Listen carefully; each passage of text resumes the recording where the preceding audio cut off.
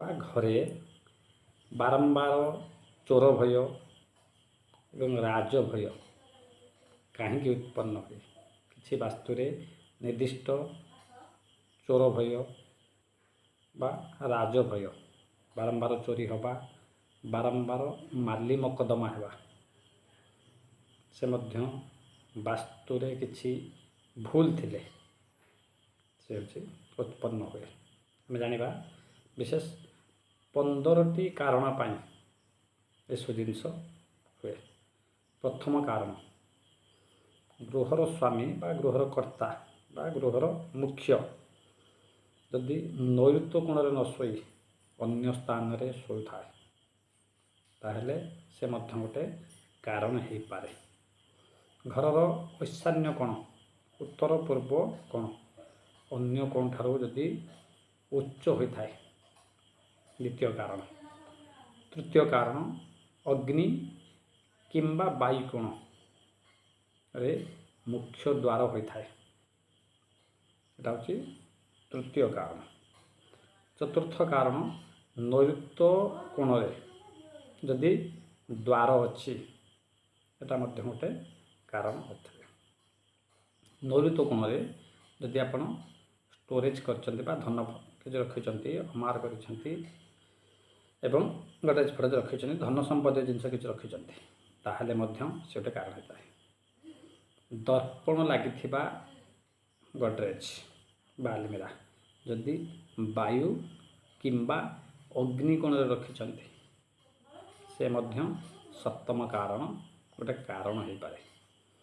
ଅଷ୍ଟମ କାରଣ ଜାଣିବା, ଈଶାନ୍ୟ କୋଣରେ ଆଲମିରା କିମ୍ବା କୌଣସି ଓଜନିଆ ବସ୍ତୁ ବା ଫର୍ଣ୍ଣିଚର ଜାତୀୟ ଜିନିଷ ଯଦି ଈଶାନ୍ୟ କୋଣରେ ଆପଣ ଥୋଇଛନ୍ତି, ସେ ମଧ୍ୟ ଗୋଟେ କାରଣ। ନବମ କାରଣ, ଈଶାନ୍ୟ କୋଣରେ ଯଦି ଆପଣ ଶୌଚାଳୟ କରିଛନ୍ତି, ସେ ମଧ୍ୟ ଗୋଟେ କାରଣ। ଦଶମ କାରଣ, କୌଣସି କୋଣ କଟିଥିଲେ, ଯେମିତି ଚାରି କୋଣରୁ ସେ କୋଣଟା ଯଦି କଟ୍ ଥିବ, କଟିଂ ଥିବ, ସେ ମଧ୍ୟ ଗୋଟେ କାରଣ ଥାଏ। ଏକାଦଶ କାରଣ, କୌଣସି ପ୍ରବେଶ ଦ୍ୱାରରେ ଖମ୍ବ ଥାଏ ବା ବୃକ୍ଷ ଥାଏ, ଦ୍ୱାର ବେଦ ଯେଉଁଟା କୁହନ୍ତି ଥାଏ, ସେ ମଧ୍ୟ ଚୋରି ଏବଂ ରାଜଭୟ ପାଇଁ ସାହାଯ୍ୟ କରିଥାଏ।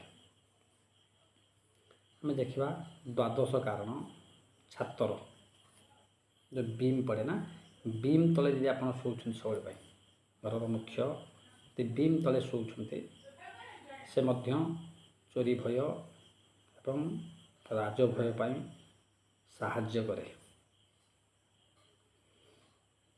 ଜାଣିବା ଏହା ପର କାରଣ, ଦିନରେ ଅଧିକ ସମୟ ଦକ୍ଷିଣ ପଶ୍ଚିମ ମୁଖ ହୋଇ ରହୁଥିଲେ। ଦିନ ସମୟରେ ଆପଣ ଅଧିକ ସମୟ ଦକ୍ଷିଣକ ଏବଂ ପଶ୍ଚିମକ ମୁଖ କରି ଯଦି ବସୁଥିବେ ଆପଣ, ସେ ମଧ୍ୟ ଗୋଟେ କାରଣ ହୋଇପାରେ। ଚତୁର୍ଦଶ କାରଣ, ଘରର ପୂଜା ସ୍ଥାନ ବା ଠାକୁର ରଖି ଯେଉଁ ଘର କକ୍ଷରେ ଅଛନ୍ତି, ତାକୁ ଯଦି ଈଶାନ୍ୟ କୋଣରେ ଆପଣ କରିନାହାନ୍ତି କିମ୍ବା ପୂର୍ବ ପଟେ କରିନାହାନ୍ତି, ଅନ୍ୟ ପାଖରେ କରିଛନ୍ତି, ସେ ମଧ୍ୟ ଗୋଟେ କାରଣ ହୋଇପାରେ। ଦେଖିବା ଶେଷ କାରଣ, ବାୟୁ କୋଣ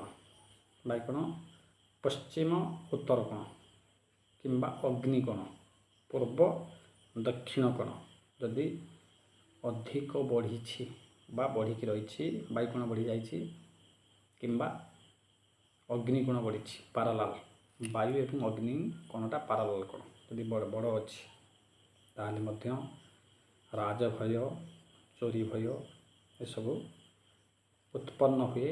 ବାରମ୍ବାର ଘରୁ ମଧ୍ୟ ଚୋରି ହୁଏ। ଆପଣ ଏହିସବୁ କାରଣ ଯଦି ଆପଣଙ୍କ ବାସ୍ତୁରେ ଥାଏ, ତାହେଲେ ତା'ର ପ୍ରତିକାର କରନ୍ତୁ ଏବଂ ବାସ୍ତୁକୁ ସୁନ୍ଦର ଭାବେ ଗଢ଼ନ୍ତୁ। ସର୍ବେ ଭବନ୍ତୁ ସୁଖିନଃ। ଜୟ ଜଗନ୍ନାଥ।